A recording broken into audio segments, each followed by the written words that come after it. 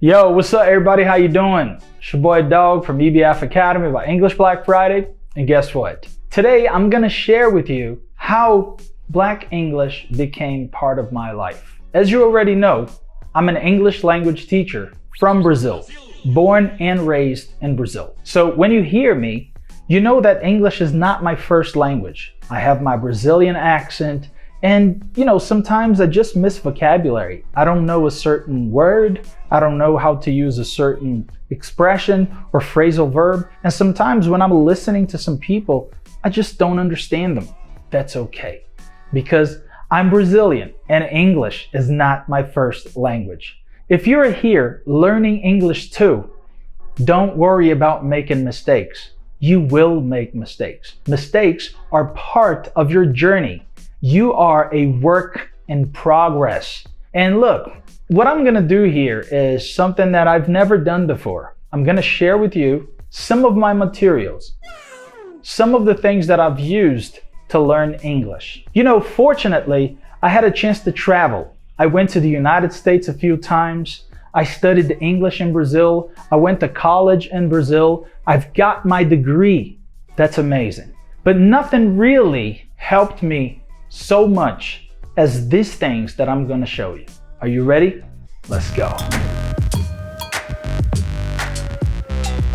Well, I have studied English, with many different kinds of material.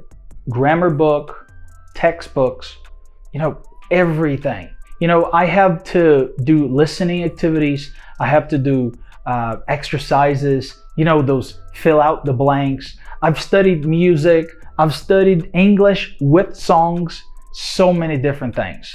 But when it comes to African American Vernacular English, which is the variant usually spoken by much of the Black people in the United States, well, I had to use something else. Besides going to the United States and talking to people staying in the Black communities in the United States, Houston, Texas, some parts of New York, I had the chance to experience that culture. And I fell in love with that culture. And I respect that culture. And that's why I decided to study that language. Why do they sound like that? Why do they use that word? Why do they cut off these words in here? Why do they have a different rhythm when they talk? That's what I wanted to study. And that's why I sound like this. Sometimes people, just say, man, you kind of sound Black. But some other people say, you kind of sound country. But some other people might say, you sound Brazilian. Because I'm a mix of all of that. Some country English, that I learned in the southern states when I was in the United States. And Black English because I was always involved with the Black communities, mainly in Natallí, Houston. And of course, because I'm Brazilian, so I sound like this. But let me show you how I've studied and with what I've studied. I'm gonna start with music. So this first one is, take a look at this DVD. Yes, DVD, okay? I know it's old. You might be looking at me like this, man, how old are you? You still got DVDs? Yeah, man, I got DVDs. Look at this, 50 Cent. And it says here, who dares wins. Okay, quanto vale a fama? That means, how much do you have to pay to get famous? So this is a DVD that I used to watch. There are interviews, there are songs, concerts, and so many things. And I got to listen to 50 Cent. He's from Jamaica, Queens, in New York City. He didn't sound like Justin Timberlake or, any other artist that I listen to, the country artists that I like to listen to. He just sounded differently. So music was very important. And because of that, I got this DVD here, Black Hits. This is a karaoke DVD. I had to practice. Sometimes I just played a song, the beat would come on, and then I would sing. That's all I had to do. Black Hits. So that was amazing. Look at this. Don't Lie, Don't Ya, Window Shopper, Check on Hit, Mockingbird, I Don't Wanna Know. I remember this. And this came on, later. Just a Little Bit by 50 Cent. We Belong Together. That's Mariah Carey. So, I had to sing all of that. So that's amazing. Music is very important. If you want to learn more about Black English, you should be listening to Black music. Definitely. All right, so let's see something else. Besides music, you should be checking out some of my favorite movies. I'm gonna start off with Friday. You know, Friday with Ice Cube and Chris Tucker. You know, there's two guys in there on a Friday afternoon, one day in the hood. You know, this guy lost his job on his day off. This guy got one of the funniest lines, you know, it's Friday and you ain't got no job and you ain't got shit to do. I'm gonna get you high today. You guys watch that too, right? Friday. I've learned so many things from this movie here. So many things. You should definitely be checking that out. And look, Coach Carter. Coach Carter is definitely one of my favorite movies of all times. That's the story of this basketball coach from California, Richmond, California. The Richmond Oilers was a team, a high school basketball team. You know, these guys played basketball, but they didn't want to study. And they sounded, you know, like that. You know, they spoke English like, you know, English from the streets. And this guy taught them how to speak better, how to present themselves better. And that is interesting to hear about the code switching, because you've got Samuel L. Jackson here as the Coach Carter. You know, he's speaking standard American English, while the teenagers were speaking more like street English, you know, slang terms and stuff. So it's interesting for you to learn both standard and street English. Very nice movie. You should check it out. This next one here is going to be really difficult. Look, and I don't even have all the DVDs here, okay? But here is my Tyler Perry collection. Yes, I've got movies. And you see, man, I got a lot of stuff. Man, I got movies, I got series, I got everything in here. Look at this, look at this. We're gonna start with the names. Check it out. Medea's Big Happy Family. Very nice one. This one here is Medea Goes to Jail. Super nice one. I've learned so much with these movies, okay? Medea's Family Reunion. I Can Do Bad All by Myself. This is definitely one of my favorite ones. Man, this one got me crying. This is the Aunt Bam's Place. This is not a movie, okay? This is a play.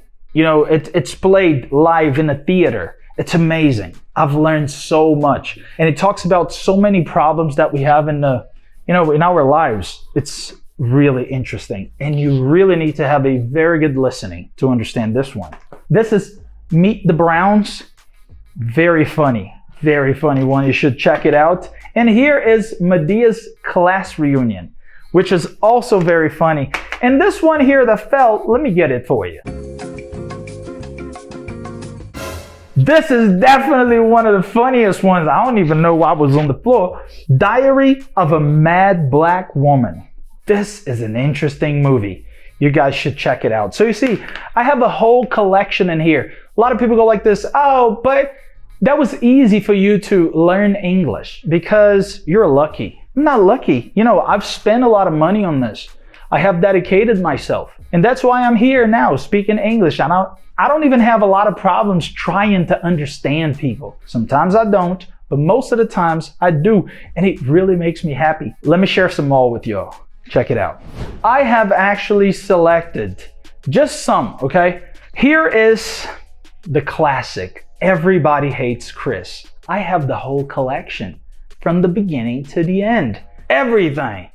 Oh man, this was part of my teenage years. You know, coming back from high school and, you know, sitting on the couch and watching that. You know, unfortunately, I had to watch that in Portuguese for many years. But now I have the DVDs in English and I watched that on YouTube as well in English. It's great because now I understand all the jokes in English. Isn't that amazing? And it's all about Black English because, you know, they're from the hood. Brooklyn, baby. And here is a classic, The Cosby Show. I also have the whole collection, all the 8 seasons. You know, original, super cool ones. I keep them fresh. I keep them neat and nice. Because, you know, I got to take care of something that has taught me so much. You know what I'm saying? So I've learned so much. So you see that most of the things that I did was related to Black American culture. And that includes some of my favorite pastime activities.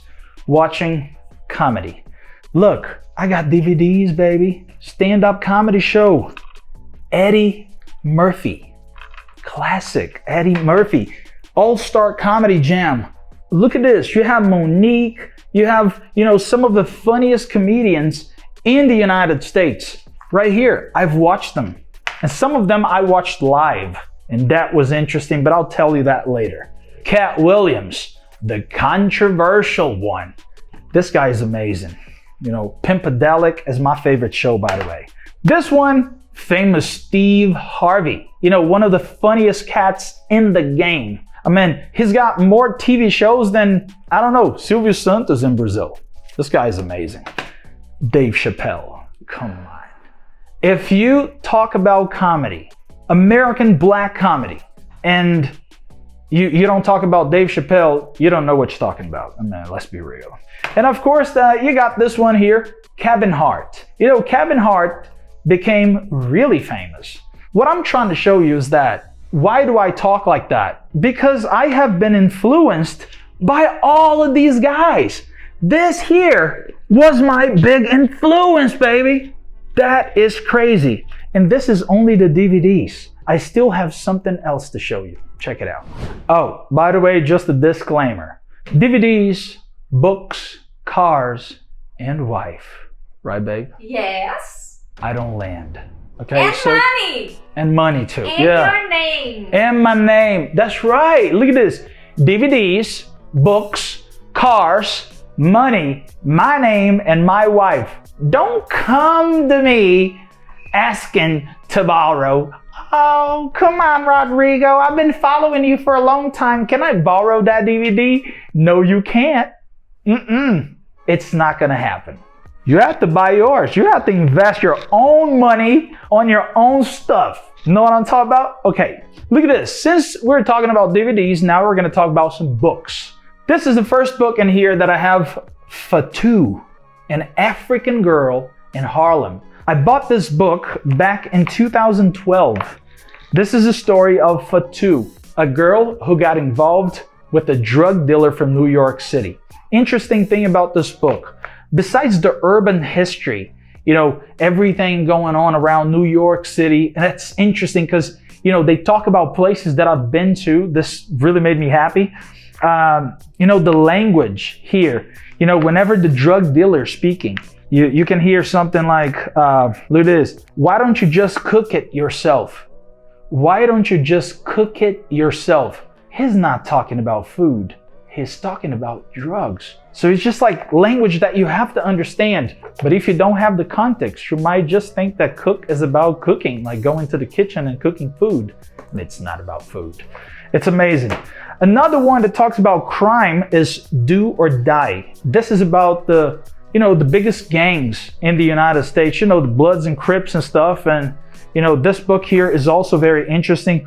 When I read this book, I remember reading it and underlining, parts that I thought it was just interesting because of the way they talk.